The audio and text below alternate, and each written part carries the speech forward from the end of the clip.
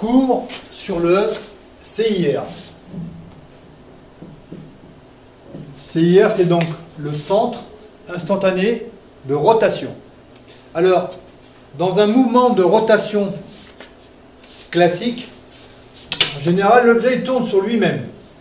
Donc, on a un seul centre de rotation qui ne varie pas au cours du temps. Voilà, l'équerre, là, elle tourne autour de mon doigt et ce centre de rotation, il ne change pas.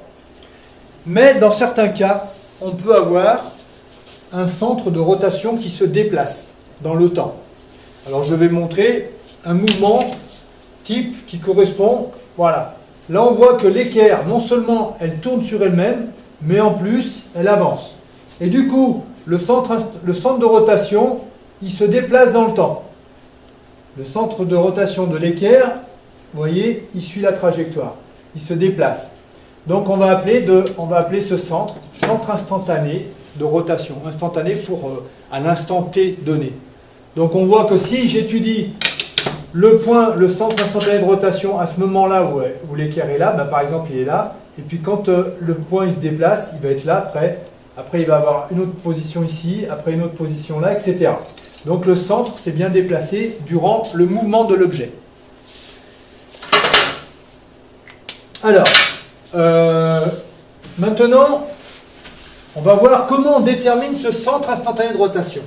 Alors, si on a un objet, je représente un objet, par exemple, ça peut être une plaque. Hein. Une plaque qui va se déplacer avec un certain mouvement.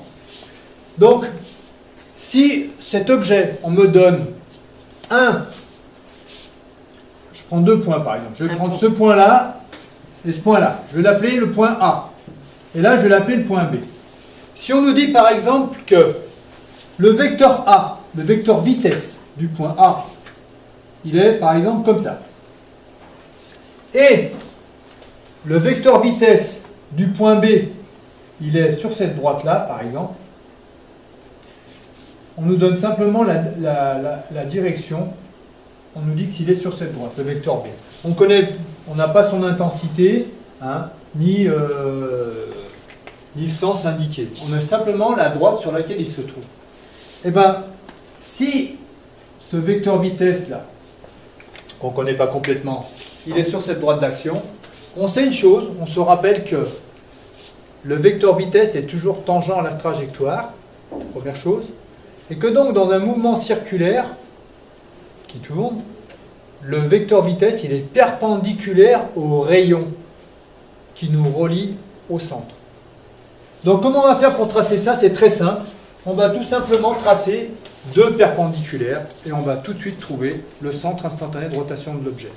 Donc là, regardez, je me mets là, hop, je trace une perpendiculaire au point A, là. Voilà. Je fais la même chose au niveau du point B. Je me mets bien perpendiculaire. Voilà. Et ici, je mets bien pour dire que c'est bien perpendiculaire. Voilà. Et qu'est-ce que j'obtiens? J'obtiens un point d'intersection. Et bien ça, ce point-là, c'est le CIR. Et ce qu'il y a d'intéressant, on sait que tous les points de cet objet, eh bien, ils vont tourner autour de ce même point à cet instant précis. Donc, par exemple, si je voulais connaître, je vais me mettre un autre point. Je vais mettre le point ici, je vais inventer le point C. Eh bien, si je veux connaître la direction du vecteur vitesse du point C, eh bien, je vais rappliquer ce que je viens de faire ici. Ça veut dire quoi? Ça veut dire que là, j'ai relié le point A au centre instantané de rotation, hein, au rayon. Ben ici, je vais faire pareil. Je vais venir utiliser mon centre instantané de rotation. Je vais tracer une droite jusqu'au point C. Voilà. Et du point C, je vais tracer donc une perpendiculaire. Voilà. Et là, en fait, ça, c'est la droite. C'est la droite d'action sur laquelle se trouve le vecteur vitesse de C. Donc là, je vais pouvoir mettre VC. Alors après, qu'est-ce qu'on s'aperçoit? Je vais le mettre au-dessus, là, celui-là, voilà, pour ne pas perturber. Alors après, qu'est-ce qu'on s'aperçoit? On s'aperçoit qu'ici, on avait notre intensité. Mais là, par contre, on ne les connaît pas, les intensités. Donc, on va pouvoir aussi les déterminer. Alors, pour ça, il y a deux méthodes.